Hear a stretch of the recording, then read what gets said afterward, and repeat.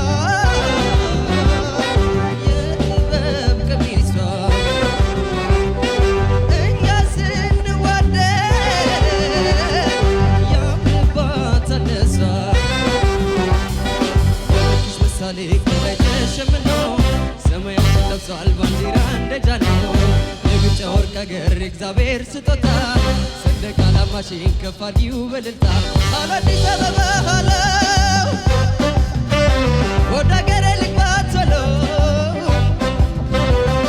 አዲስ አበባ ሃለው ወደ አገሬ ልግባ ቶሎ ይቅምሽን ቶሎ ቶሎ መታረቅ ነው ቶሎ ቶሎ ይቅምሽን ቶሎ ቶሎ አሎ መታረቅ ነው ቶሎ